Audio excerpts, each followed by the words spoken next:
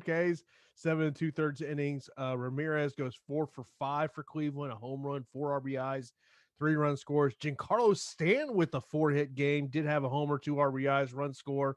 And Bryce Harper with 2 homers for the Phils as he got 2 RBIs, 2 for 3, 2 runs scored. As kind of as I was going through the box score, those were the 6 players that really stuck out to me. And man, that Yankees lineup, man, they're on fire right now.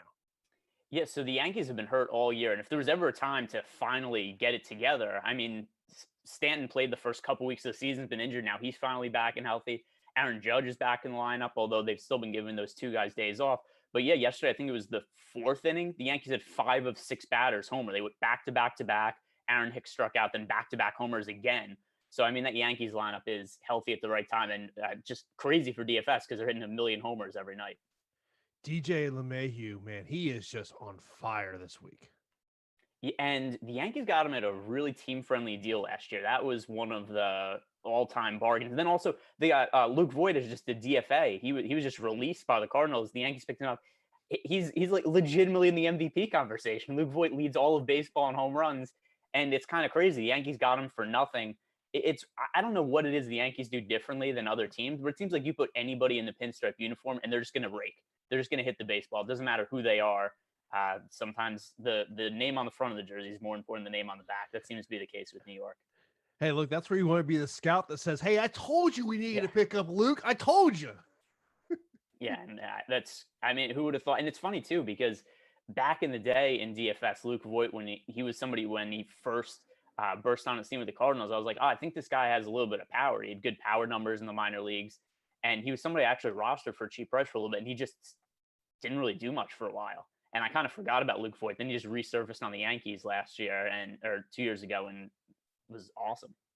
Yeah, so those were some of the DFS stars from last night. Hopefully we help you land some of those DFS stars tonight. But before we get going, I do want to let you know today's show is sponsored by Yahoo Daily Fantasy Sports. They are the most trusted name in fantasy sports. Yahoo DFS now includes CSV upload and CSV edit features. When you are looking to play those multiple lineups, make better choices. Choose Yahoo Daily Fantasy as the top pitcher on tonight's slate on Yahoo. Zach Plesac, we're going to get into him here right now on the hill for the Indians. He's $50 on Yahoo, but the pricing on DraftKings and FanDuel is very interesting for him here. While he's the most expensive option on FanDuel at $10,400, he's only $8,500 on DK, and of course, going up against the Tigers here. Yeah, a very favorable matchup for him. The other thing, too, if we look at Plesac, he has outperformed his peripheral stats a little bit this year. So a 2.2 ERA, a 3.81 FIP. So he's been a little bit lucky because he only has a 2.14 BABIP. But still, I mean, you look at him for his career, he has a 2.45 BABIP. He had a 2.55 BABIP last year. He had low BABIPs in the minor league. So maybe he's just always going to be a guy that outperforms his peripheral stats. There's a chance he's still a young pitcher. One thing you really like about him, doesn't walk anybody. 0.66 walks per 9 innings. Very rare that he gives somebody a free pass. That's always good. And then the matchup against the Tigers, I mean, just doesn't get too much better than that for a right-handed pitcher. They have a 79 WRC plus against righties, 28.2% strikeout rate. So that is the highest strikeout rate of any team in baseball against right-handed pitching. So for that price tag on Zach Plesac, I don't know that he has the highest upside in the world, except it doesn't really matter at that price point. He's a very safe play and a good SP2 option.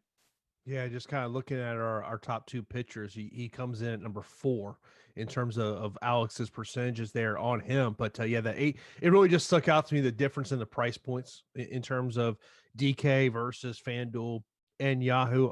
For Detroit, Michael Fulmer on the mound. Can we say anything positive about him in the spot?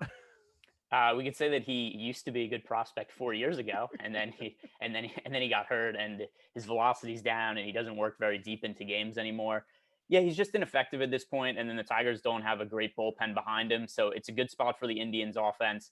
I think Jose Ramirez could be a somewhat popular play. There's really no hitters that end up being massively popular on a slate that is this many games, but relative to the other options, Jose Ramirez could be pretty popular after he hit 2 homers yesterday. Yeah, Jose Ramirez had a great game yesterday. Should note that along with Michael Fulmer being in your player pool for the Tigers, Daniel Norris is also in the player pool on DraftKings as well. He is 5,400. Michael Fulmer is 6,200. You mentioned about the hitting. Let's just briefly touch on the Tigers. I think we're going to touch on the Indians bats because of of the pitching here. What's your take on, is there a one-off bat in this Tigers lineup that maybe intrigues you? If someone is playing that they've got a stack of say two teams and they need to fill one of the roster spot, maybe is there a Tigers bat that you would consider? No, not really. There's really cheap prices here, but there's 12 games on the slate, so there's plenty of options. It's a tough matchup against Plesac. Like I said, he doesn't walk anybody. He is not really giving up a lot of power this year. So it's hard to think of him as a guy to find upside against, and then especially just take into account how bad the Tigers have been against right-handed pitching. Yeah, it's and of course on the Indian side, when you look at potential Indian stack here, we've got them as number 3 stack currently as we sit here right now at just a little after 10 a.m. Eastern time. But obviously we mentioned about Ramirez having a great game. On the Early Bird podcast, Adam had mentioned Reyes, Mil Reyes, as potentially in a good spot here. Yeah, I mean, especially if it's going to be Daniel Norris coming in behind Michael Fulmer, because Reyes has always hit left-handed pitching really well. Cesar Hernandez is fairly cheap. He's probably going to be batting second for the Indians. He makes sense. Ramirez and Lindor always make some sense, but they're also, really expensive to pay a premium for them. The guys that I'm a little less certain of is if you get to the bottom of the order, guys like Josh Naylor and Tyler Nyquin. Here's the issue with those guys. They get pinch hit for a lot. So Michael Fulmer is going to start on the mound as a righty. It's possible we only see, 1 or 2 plate appearances out of Naquin, right? It's very possible that if Daniel Norris comes in behind Fulmer as a lefty, that lead to some early pinch hitting for the Indians. So for that reason, it makes more sense to focus on the top of the order than the bottom of the order. Yeah, I'm always looking at that Indians infield, but the one thing about the Indians is the price point of, especially if, when you look at, because we've got some high end pitching options on the slate tonight. If you say you want to try to get 2 of these high end options on DraftKings and you don't want to maybe pay down for a low SP2, it's going to be tough to get those Indian bats if you have 2 high price pitchers. Yeah, for sure. At least the pitchers aren't that absurdly priced. Like, I mean, Plesac's 8,500. Then some of the other guys we'll talk about, Paddock and Glasnow in there. It's not like we have a Shane Bieber we're paying up for at 11,000 or something like that. So I don't think there's a massive panic to find value at offense. I'm usually always looking for value bats also, because I generally always am looking at the higher priced pitchers. But I don't think this slate's going to be too hurting for value.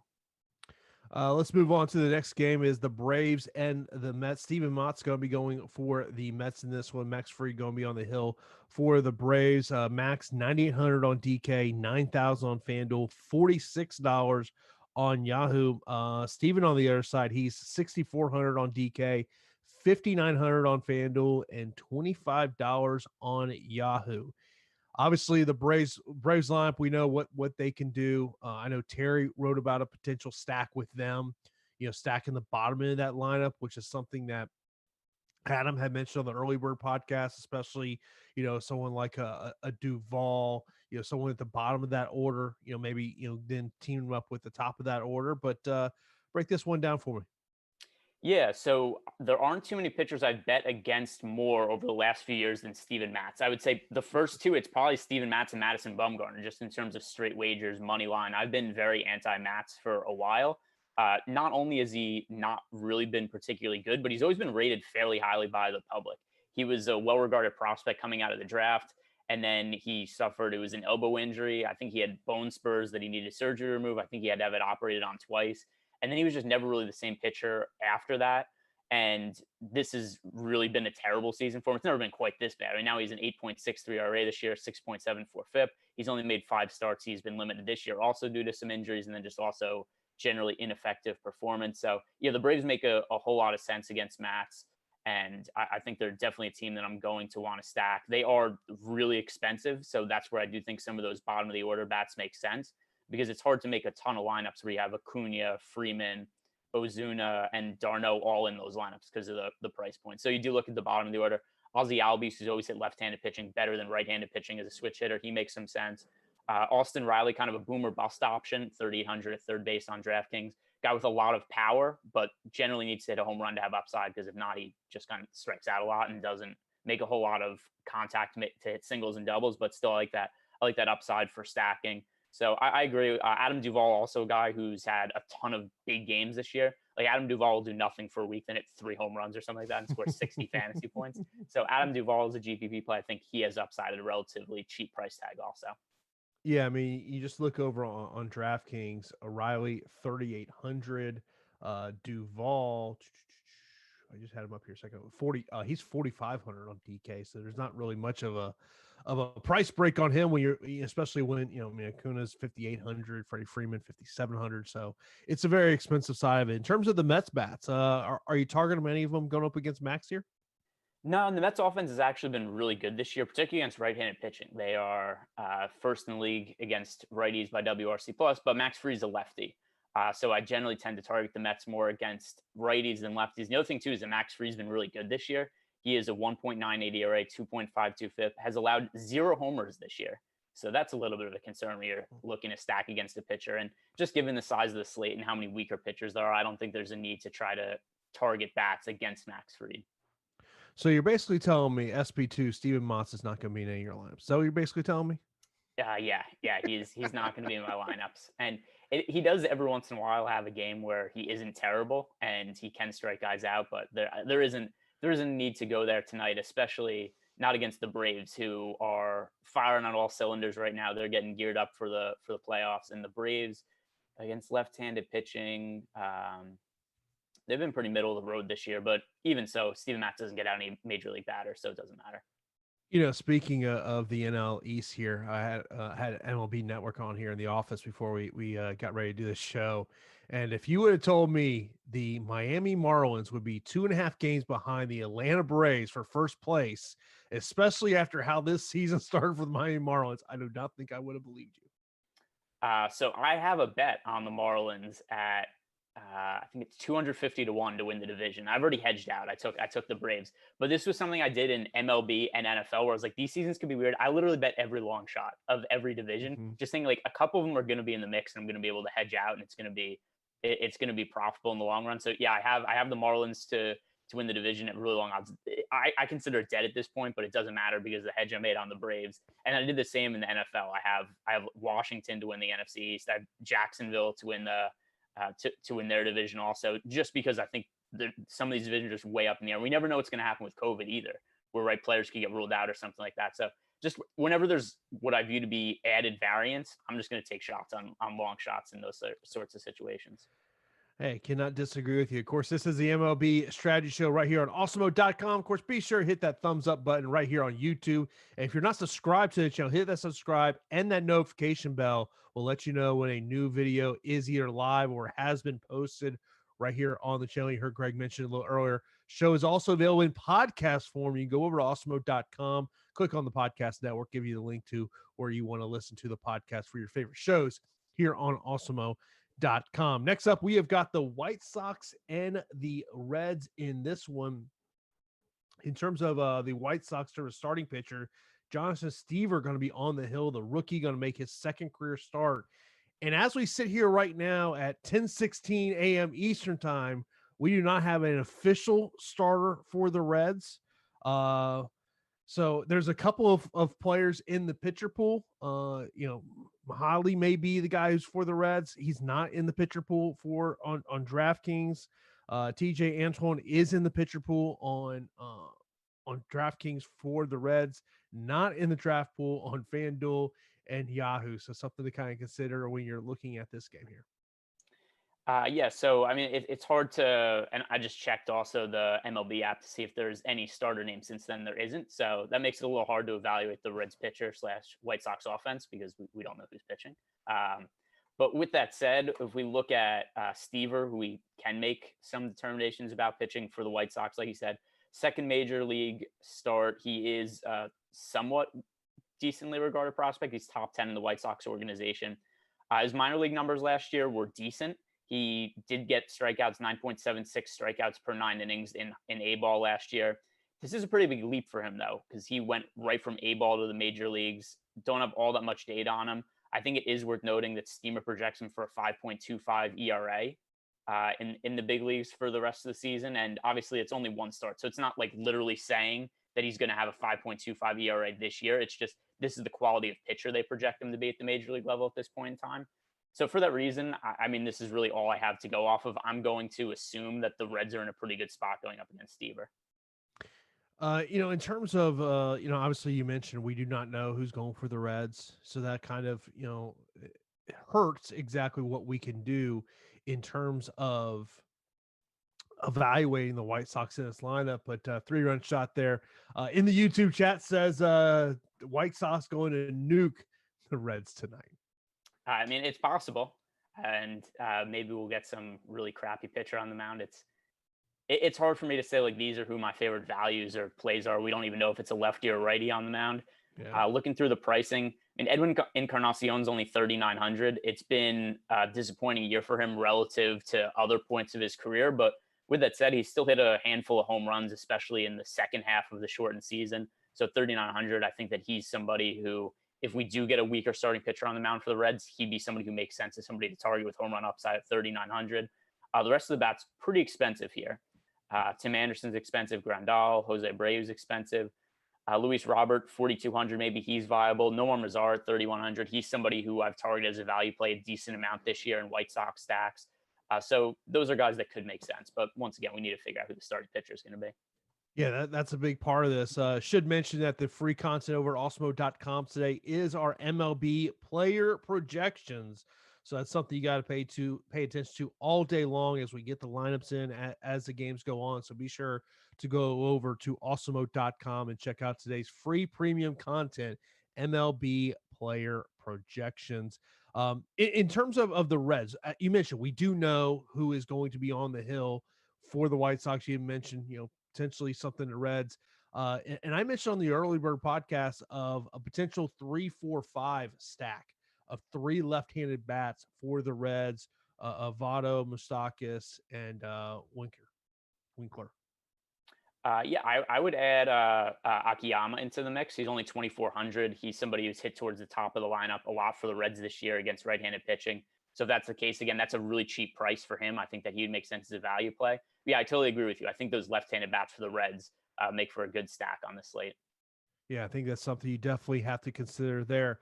Moving on to the Yankees and the Red Sox. The Yankees, one of the biggest betting favorites on this slate tonight. They're minus 186. And by the way, if you want to see the odds on tonight's game, go to awesemo.com. Right there at the top of the screen, you'll see Odds Shopper. Click on that. Click on MLB odds, and you can see all the odds for tonight's slate of MLB action.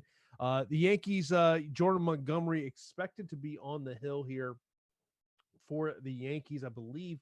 Yeah, he has now been officially announced as a starter. Martin Perez going to be on the hill for the Red Sox. The Yankees, I mean, this is a lineup that has been on fire. They're getting healthy. Stanton came back this week. Judge is now back in this lineup. And I remember on Tuesday night doing the show as that was Stanton's first game back. I said to Alex, I said, man, don't you, because we were looking at the top stack tool, and I was like, man, this Yankees line is kind of a sneaky stack. Well, if you've been stacking the Yankees this week, they've treated you really good. Yeah, I mean, I guess what do we set the line after that? Like over under 5.5 home runs for the Yankees against Martin Perez. The other thing too is I wish there was an opportunity here where we could be like, hey, the Yankees, like, let's fade them because they're expensive or something. When you look at the price tags, Stanton's 4,300 tonight on DraftKings. Gleyber Torres, one of the other guys who's a key piece of the lineup who's been injured for a lot of years. He recently came back. He homered yesterday. He's 3,900. Gio Urshela, he came back from the injured list a couple days ago. He's 4,500. Aaron Hicks is 3,600. So it's not even like the prices are all that expensive here. Like, there's a relatively cheap Yankees stack to make, and that makes it really difficult for me to just totally ignore them. Let's see, what is the projected ownership? The project for 11% is a stack tonight. I feel like that's going to go up as the day goes on because, I mean, who's going to not want to stack the Yankees against Martin Perez at cheap prices after what they've done the last few days? So I think that early in the day, sometimes the ownership is just kind of based on like what the projections are for the players, and then it'll adjust for more information as the day goes on. I think the Yankees are going to be pretty chalky later on in the day, but for good reason. Yeah, I mean, you look at the two stacks that are going to be chalky as we currently do this show live. It's the Yankees and the Dodgers, and no surprise with the Dodgers playing in Coors Field, which we'll talk about that as this one goes on. We've seen Gary Sanchez kind of come to life with the home run at the bottom of that order. If you're someone that maybe wants to do a bottom top stack with the Yankees. There's something there, but I mean, what, 6 homers yesterday? I mean, this line's just going crazy, and I think that there is also a thought process of, you know what, they're going to be highly owned. Let me go to a different stack, even though it is against Martin Perez. Yeah, I mean, it's not like they're that highly owned though. I mean, 11%, it's a big slate, so they're pretty spread out. And I mean, there is actually another team. The Dodgers have double the ownership projected of the Yankees today, and the Rangers are also projecting for more ownership than the Yankees. So if they were like the Dodgers, like 25% or something like that, then I'd say maybe stay away. But as it stands now, it's not really crazy ownership on them. In terms of the Boston bats, anything you like on that side of the slate? Not really. I mean, I think that there's some okay targets. Some of the righties, JD Martinez at 4,500. That's much too cheap of a price. He's the one guy. Outside of that, I don't really think the Red Sox make for a great stack. Though Martinez is a one-off who's a little bit underpriced. Anything else you want to mention on this game before we move on? No. I'll say 7 home runs for the Yankees today, and they'll all come in one inning, back to back to back to back to back to back to back. And yeah, that'll be all of their fantasy production. Yeah, it's a tough line to get away from. I mentioned about how they're one of the biggest betting favorites tonight. The other big favorite is the Tampa Bay Rays -205 in Baltimore to take on the Orioles. Glass now going to be on the hill for the Rays. He is 9,700 on DK, 10,100 on FanDuel, $48 on Yahoo. Alex Cobb going to be on the hill for the Orioles, 7,200 DK, 6,000 on FanDuel, and $27 on Yahoo. We mentioned last night on the early bird that we thought Glasnow was going to be a high-priced, in terms of ownership pitcher, and early on that is definitely showing that people are definitely looking at him as SP1 tonight. Yeah, and I mean, it makes sense. There's a ton of upside there. I mean, the issue you always have with Tyler Glasnow is you never know when he's going to struggle to throw strikes, and it's going to, go the other way for him, because there's been some times this year where, he strings a few good starts together, and then all of a sudden he loses the strike zone and has like negative fantasy points. But with that said, he's been pretty good over his last stretch of starts. 22, 38, 34, 20, and 21 fantasy points over his last handful of starts. So we haven't really seen too many bad outings from him. The walks were a big issue early in the season, but more in check now. 3.69 walks per 9 innings for the season. Given his strikeout rate, I think that he's a really strong option, especially going up against the Orioles. Like you said, really good probability of him getting the win also. So that really helps in terms of what his floor is for tonight. And then the matchup against the Orioles, Baltimore has a 103 WRC plus and a 22.9% strikeout rate against right-handed pitching. So it's not like it's a super easy matchup, except the Orioles have who's on the mound for Baltimore again today. Alex Cobb, you said. So just because he's such a weak starting pitcher, that's really why there's such a high percentage chance of Glasnow getting the win. The other thing too is when Glasnow is actually on, like there are times where you just watch him pitching and be like, oh, he must be the best pitcher in baseball. He's throwing 100 miles per hour. He's got a just crazy breaking ball. It's just sometimes he loses command. But overall, I think that at this point of the season, given how many solid starts he's strung together in a row, I think he makes for a good option. Yeah, you talk about the Rays, how these incredible trades they make. Look at that. Go look back at that trade they made with the Pirates to get Glasnow, where they sent Archer. Yeah. I mean, it's just, you look at it now and you're just, I mean, look, there was a point where Chris Archer was amazing, and just it's really, as payroll restrictive as the Rays are, it's amazing how they pull off these hauls and trades. Yeah, they got Austin Meadows in that trade also. I mean, it was a really one-sided trade, and not only has Archer not pitched well since then, he's only made like, I don't know, 9 starts, right? I mean, he's gotten hurt, and when he has been healthy, he hasn't pitched well. So it's a really good one of the better trades in recent history. Something to note here on Tyler: he has pitched 11 2/3 innings against the Orioles this year, 18 strikeouts. Yeah, I mean, that's not even that far off from his normal rates this season, though. I mean, he's striking out 14.18 hitters per 9 innings. So, I mean, he almost gets 2 strikeouts per inning. It's kind of the norm for him. He's either striking somebody out, walking them, or giving up a home run. Those are the 3 outcomes for Tyler Glasnow. Now, when you look at the Rays lineup in this game, the thing we got to pay attention to is Austin Meadows. He is day-to-day, so we'll see whether or not he's in the lineup tonight. Outside, obviously you look at some of the other Rays bats. Are they a stack you're looking at here? So I'm going to assume that Meadows doesn't play. He left yesterday's game early with an oblique injury. If we look at where the Rays are in the standings, they have a little bit of a cushion over the Yankees. Maybe they're a little concerned about that just because the Yankees seem to score 15 runs every night. But even so, I think even if the Yankees win out, there's a decent chance the Rays would win the division just because there's only 10 games or so left in the season and they have a little bit of that cushion there. So as long as they win, about half their games, maybe go like 6-4, something like that, they probably win the division anyway. So I think they'll be cautious with Meadows. No reason to risk him heading into the playoffs. So assuming that's the case, I mean, Satsugo only 3,000 on DraftKings with third base and outfield eligibility. So there's a little bit of flexibility there with him.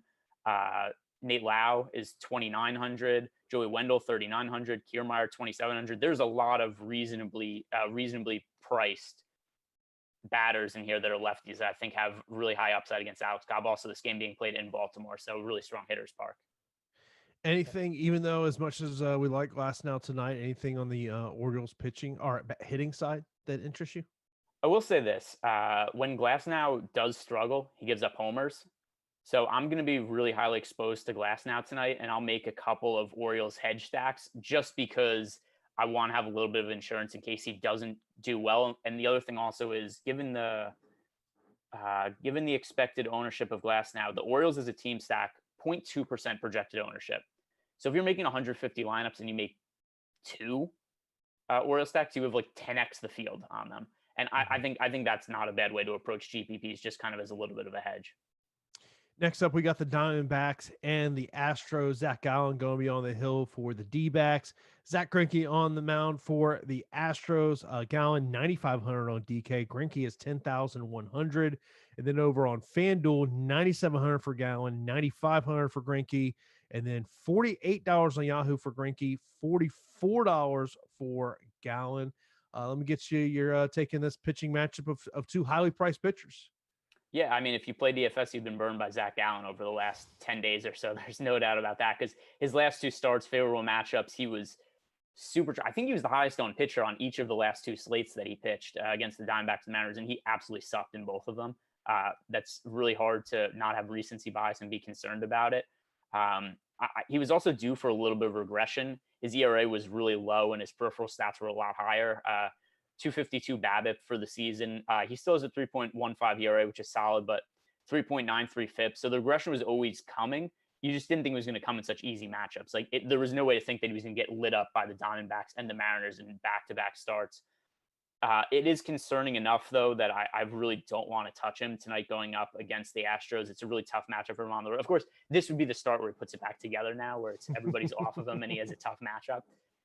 But 9,500, the way I would consider him is if he was like 7,200 or something like that, if he was really priced down for his recent starts. But since he's still really expensive after those really off outings, I don't really have interest in the Astros, but I can't roster Gallen either. I'm definitely scared off of him. In terms of the Astros bats, are you going to target them against Gallen? There's some individual bats I like. Michael Brantley has been ridiculously cheap over the last few slates, and I'm not sure why that's the case. So him at 3,600 makes sense. Jose Altuve's also been really cheap. That kind of makes sense because that's just how the pricing algorithm works on DraftKings is when guys are on the disabled or injured list, they are priced down a lot and they come back really cheap. And then once they hit well, they go back to normal prices. And that hasn't been the case yet for Altuve. So for that reason, he's still only 3,700. I think that he's a viable value option. Those are the two guys that really stand out to me are Altuve and Brantley.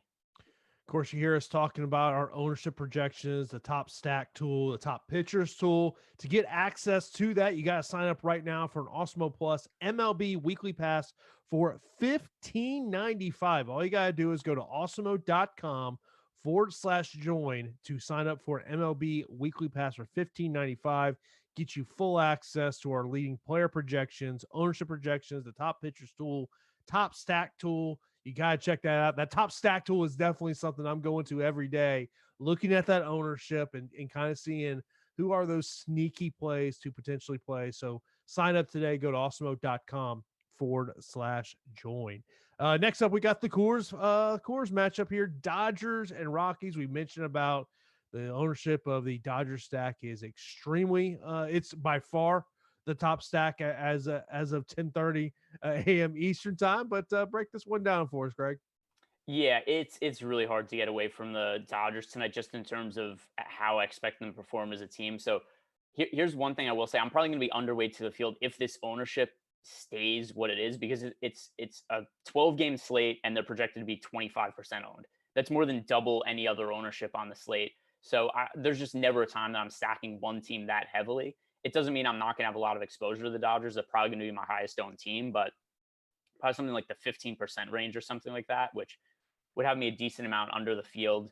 Not only do they have a great offense and they're playing at Coors Field, Ryan Castellani is on the mound for the Rockies, and he has such an unfavorable pitcher profile for a guy who's making starts at Coors Field. Castellani is a pitch to contact guy, only 6.03 strikeouts per 9 innings. He's also walking 4.72 hitters per 9 innings. He doesn't really generate ground balls. There's a lot of balls being hit in the air against him. So even though he's a 4.46 ERA this year, he is a 7.19 FIP. And if there was ever a start where this was all going to come crashing down for him, it's at home against the Dodgers. It just, everything's lining up for the Dodgers to score like 12 runs or something crazy at Coors Field today. So they're definitely the number one overall stack on the slate. And in terms of the pricing, it's not that ridiculous. I mean, like Cody Bellinger's 5,800, but think in the past about some of these offenses that are in really favorable situations at Coors Field. It's pretty normal for everybody to be priced in like the 6,000 range. And we just don't have that tonight. So there are pay up guys here. Like I mentioned, Bellinger's 5,800. But even there are cheaper guys at the bottom of the lineup. Rios is 3,400. He homered yesterday. Gavin Lux is 4,400. So I think you could make stacks with the bottom of the lineup. You do have to pay up for Betts and Bellinger, but Corey Seager at 5,300, Justin Turner at 5,200. All things considered, that's a really cheap price relative to this being a Coors Field game and a plus matchup. We don't officially know who's going to be on the hill for the Dodgers. That's not been announced. White is in the player pool on DK, FanDuel, and on Yahoo.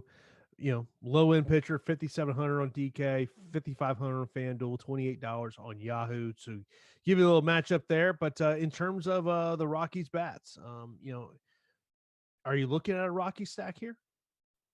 Yeah, for sure. I mean, even last night against Julio Urias, who's a good starting pitcher, I was still willing to stack the Rockies because I always want some exposure to Coors Field games. The other thing too is I assume they don't have. Yeah, they're not projected for very much ownership, so I think that they do make. If you're looking to get exposure to Coors Field and not be uber chalky with the Dodgers, there's still going to be upside in the Rockies also. If White is on the mound for Los Angeles, it probably means it's a bullpen game. He's only made one big league outing in his entire career, and he went 1 inning. So I don't think he's going to be working very deep into the game. It's probably going to be a bullpen game for the Dodgers, and they do have a pretty strong bullpen. So that is a little bit of a concern, but I'd be willing to make a very small percentage of Rocky stacks. You got this question, and this is more of a general question from Frank. He says, on FanDuel, where you can only have 4 guys on the same team, would you have 2 stacks in each entry or 1 stack and finish it with a random one-off players? Yeah, so it depends on the slate and also what the pay up options are, because so slate like last night with Shane Bieber, right? I want to have Shane Bieber in the majority of my lineups, and it's hard to fit in lineups that are all just 4-4 stacks with Bieber. So that's really what leads me to a lot of making like a 4-man stack with Bieber and then a few value plays.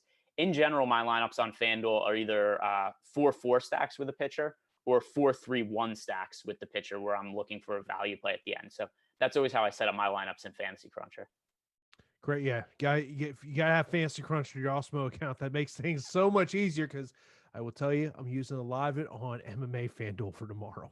A lot of Fantasy Cruncher because a lot of fights. I don't know how much you've looked at the lines on FanDuel. Interesting roster construction. I haven't looked yet, but yeah, I mean, the other thing that also makes it interesting is, I mean, there's so many fights tomorrow. It looks like they're finally adjusting to, all the fight cancellations they're getting for COVID. So we already lost 1 fight. Yeah, but they've got plenty more they've still got plenty more on the roster. We're down to 14 fights. Yeah, where Dana White was like, hey, we're booking 15 fights this week because 4 of them get canceled every week. So that will be interesting. Yeah. Colby Covington, by the way, $23 on FanDuel. He's going to attempt a lot of takedowns. It's definitely Yeah, he's a DFS. I mean, yeah, not to get too far off track, but I mean, it's the exact same matchup that Woodley's lost the last 2 times he was out. Yeah, I mean that's always the thing. If and especially like to bring it back to MLB, it's like if you want to take a Tyler Glasnow on FanDuel at 10,100, and if you like a Dodger stack, yeah, it's going to be tough to construct a lineup together. Yeah, I mean, the pricing is always going to be a little bit of a hamstring, and then I mean, bringing it into this slate, one of the teams who are they up next? I was trying to make a transition here. Are the Rangers next? No. All right. Well, I was trying to make a smooth transition, but that would have got us out of order. But the Rangers are a really good value stack, and that's why they're going to get a bunch of ownership tonight. Yeah, we'll talk about the Rangers here momentarily. Next game we're going to talk about is Kansas City and Milwaukee. Danny Duffy on the hill for the Royals, and for the Brewers will be Adrian Hauser. Yeah, pretty interesting situation for Danny Duffy, who was supposed to start a few nights ago, missed the team flight and got suspended for disciplinary reasons. Overall, it's been a solid season for Duffy, though. He's dropped a little bit of velocity in the last couple of years, except it hasn't impacted him too much this year. He was a really good young pitcher at one point, moved to the bullpen, had a lot of success. Was then in the starting rotation, had some success, and then dropped off as his velocity dipped. But this year, he's found a way to work around it, striking out over a hitter per inning, 4.24 ERA. So he's been a decent fantasy option. The one thing about Duffy, though, is that he's not quite the same value he was before. Earlier in the year, we were able to roster him at like 5,900, 6,200. Now he's at 7,800, which is okay, not quite the same value. He's going to be in my player pool. I think he's somebody worth getting some exposure to. Even though on paper the Brewers should have a really good offense, it just hasn't really been the case for them this year. Milwaukee against where are they? Yeah, they have an 88 WRC plus this year. They've been striking out at a fairly high clip. So the Brewers are not necessarily an offense I'm afraid of rostering pitchers against. And I'm a big fan of stacking the top of that Royals lineup. I see it seems like they're always a pop or stack for me. The prices are a little more expensive today than they've been in previous slates. But still, I do agree with you in general. The other thing, too, is Alberto Mondesi. His price is still relatively cheap, considering how highly he was regarded coming into the season, right? I mean, think about Mondesi coming in. He was like a first, second round pick in a lot of fantasy leagues because people are saying, hey, he's got a little bit of power upside. He's going to lead the league in stolen bases. And then he just never got on base the first few weeks of the season, which has not been the case over the last couple of weeks. And the other thing also is that he's hit all of his home runs this season in the last week and a half. So he's shown a little bit of power now. He's getting on base more often. And he's a guy we've seen a bunch of games from him over the last couple of weeks where he scores 20, 25 fantasy points. So his current price point is not quite high enough. It's still a lot lower than he was when he entered the season, because coming into the year, I think he was $4,900 on opening night. And then he dropped all the way down below 3,000. Now he's on the rise again, except there's still a lot more wiggle room for it to go up. Next up, we have got the Twins and the Cubs. Kyle Hendricks going to be on the mound for the Cubbies. Rich Hill for the Twins. One of the things that Adam had mentioned last night on the Early Bird podcast is pay attention to the weather report. It did look like as of last night, we're going to have major winds blowing in at Wrigley. Yeah, that does look like it's going to be the case. One structural note, and I'm no architect, right? Like I'm here talking about basketball and football, but they did make some changes to Wrigley Field this year, and it was to mitigate the effect of the wind. So it still matters, especially when the winds are high, except this isn't like previous years where it's like, oh, there's a 20-mile-per-hour wind blowing in or out at Wrigley, where, I mean, literally there was games where every single pop fly turns into a home run. There's other games where somebody could absolutely smash a ball into the wind and it's like a pop out. And that's not the case this year because of some of the designs they made. I don't know how they went about doing that. I mean, to me, it's like, what, they put a dome over it? Like, I'm no structural engineer. I don't know the X's and O's of it, but I do know that that's a little bit more of an inhibitor to the wind that we've seen this season. So it is something to take note of, except it's not something either that I'd say that this is going to totally determine the outcome of the game. I will say this about Rich Hill. I don't care what the wind is. I'm not rostering him. He's old. He's not pitching well anymore. He does have a 3.81 ERA, except there's a lot of luck involved there. 4.5 FIP. He's not striking guys out anymore, which was something he did really well up until last year. I mean, last year he struck out 11 hitters per 9 innings. This year, 7.62 strikeouts per 9 innings. He's walking 4.15 guys per 9 innings. So just a terrible combination because he'll career high walk rate, career low strikeout rate. Also tough matchup against the Cubs. I don't want to go there. Kyle Hendricks is a lot more interesting because even though the Twins have a good offense, Kyle Hendricks is somebody who's traditionally pitched extremely well at Wrigley Field. He's also striking out a little bit more guys than we've seen from him in the past. So at 9,000, where we're kind of lacking true aces on the slate, like Tyler Glasnow is a really good option, but behind him, there's not like one guy that I really want to, stick my flag in. So I think that Kyle Hendricks is somebody that makes sense and is worth having in the player pool. Yeah, I was going to bring up the question that I brought up on the early bird is, are you completely fading the Twins bats in this one? Oh yeah, for sure. And it's not even just the win factor, but just I don't stack against Kyle Hendricks in general very much anyway. Kyle Hendricks, 3.29 ERA this year, 3.46 the year before, 3.44, 2.03, 2.13. High ground ball pitcher, doesn't give up a lot of hard contact. It's very rare that an offense scores more than 2 or 3 runs off of Kyle Hendricks. Of course, you mentioned about that Rangers and Angels game. We've got an It is. opener going for the Rangers, and the best way we put this on the Early Bird podcast is probably not have to worry about too much. You don't need to worry about the pitchers in this one. You need to worry about the hitting. Yeah, for sure. And then Jaime Barria is on the mound for the Angels. At one point, he was somewhat of a decently regarded prospect. Not really the case anymore. Even though he's pitched okay this year, he was terrible last year. At a 6.42 ERA and a 6.23 FIP last season. Zips this year hasn't projected as a guy who's a 5.2 ERA pitcher. So even though he's had a little bit of success this year in small sample size, I don't buy it. I don't think he's good enough to get out major league hitters. And given how much people are looking to get those Dodgers bats and like Glasnow into lineups, the Texas Rangers project for 13.6% ownership today as a stack. That's the second highest on the slate. However, according to our top stacks tool, the Texas Rangers have a 20.1% chance of being the top value stack on the slate, which is by far the highest percentage chance of being the top value of any other team. So I think the Rangers are a really strong source of value today.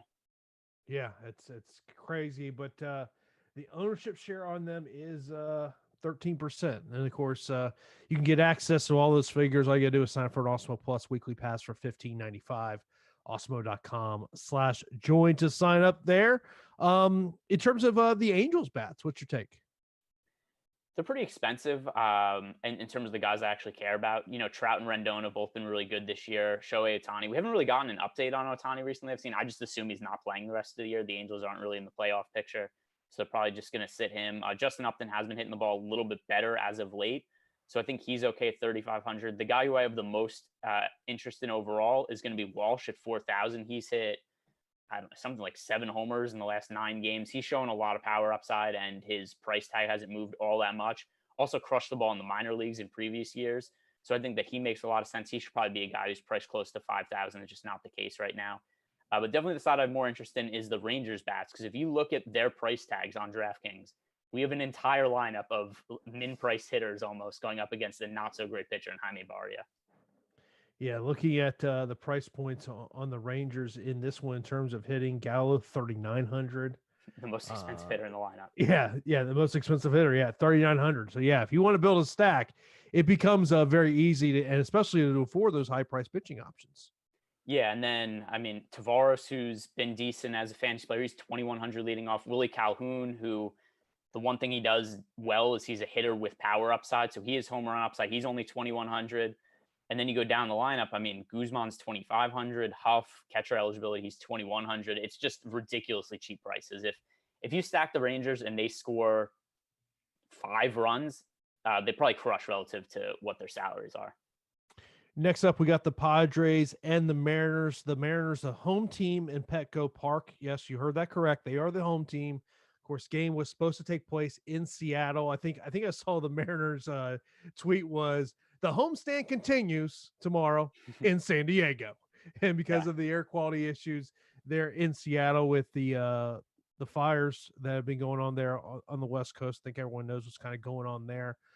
For the Padres in this one, of course, they are the betting favorite, minus 180 in this one. They've got Chris Paddock on the hill for them and Yusei Kikuchi. And we talked about this I think last Friday. You talked about this of the pricing difference on Kikuchi in terms of DK as opposed to FanDuel and Yahoo, 6,600 still for him on DK, 7,900 on FanDuel, and only $25 on Yahoo.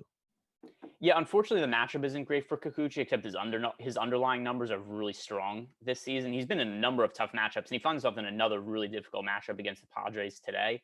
I wouldn't consider Kikuchi at his price point on FanDuel. I think he's a viable SP2 on DraftKings, a very risky one, though, because just how good the Padres offense is, and he has struggled at times this year, Kikuchi. But still, it looks like it's a lot of bad luck, a lot of really terrible sequencing.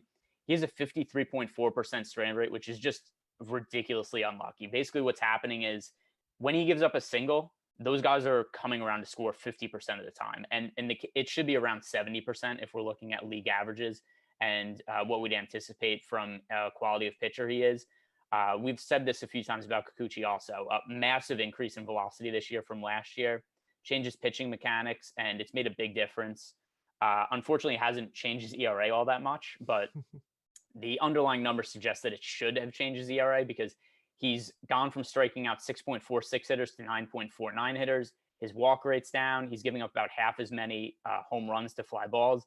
It's just the difference of he's gotten really unlucky when guys have gotten on base. So that should normalize over the long run. And I think that this is too cheap of a price for Kikuchi. I don't want to put him in like 50% of my lineups or anything due to the difficulty of the matchup, but per dollar, I do think that he's the strongest option on the slate. In terms of hitting in this game, what's your thoughts? Yeah, just because I do think that Kikuchi's good, I don't really want to roster the Padres hitters going up against him. From the Mariners side of the game, their offense has been bad enough that I don't really want to get exposure to them, even though Chris Paddock had struggled against him his last time that he pitched against the Mariners. Still, Chris Paddock is another guy who I think is a really talented young pitcher, and he was dealing with an ankle injury the last time he pitched and only was able to make it through a couple innings. So I do want to make sure that he's no kind of restrictions or anything.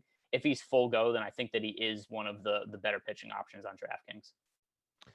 Then our final game of the night is the Giants and the A's. Logan Webb going to be on the mound for the Giants, and Chris Bassett going to be on the hill for the A's. We initially thought that was going to be Johnny Cueto, but it was officially announced that Logan Webb will be getting the start here.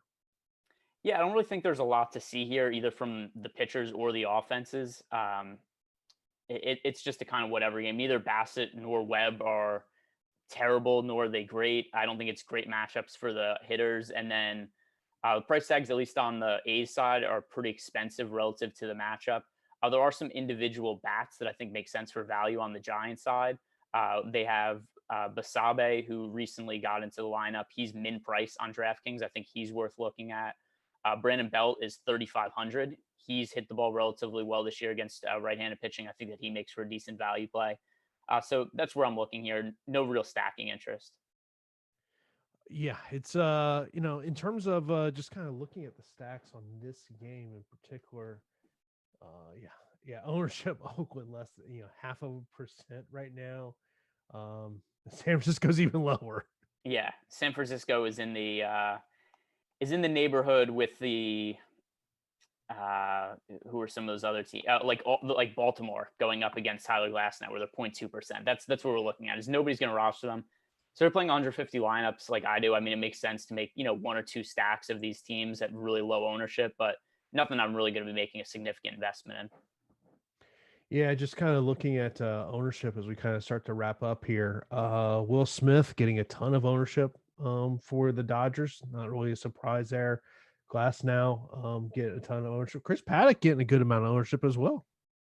Yeah, I think that makes some sense. He still has a lot of name value. He has overall had some big outings this year, even if he's somewhat disappointed recently. The other thing too is, I mean, we look at the Mariners offense against right-handed pitching. Where are they? Why can't I find them?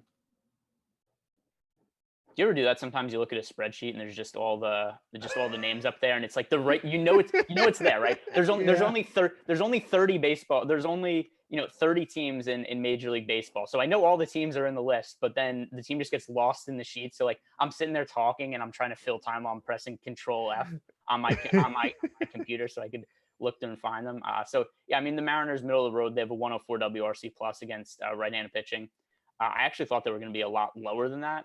They did get off to a really hot start this year and have tapered off a little bit lately. So I do view it as a slightly positive matchup for Chris Paddock. The price tag is favorable. And I mean, look at the mid range on DraftKings. It's outside of Zach Plesac. It's not like there's one guy who is really like a terrific option. Kyle Hendricks is worth some exposure to. Chris Paddock is.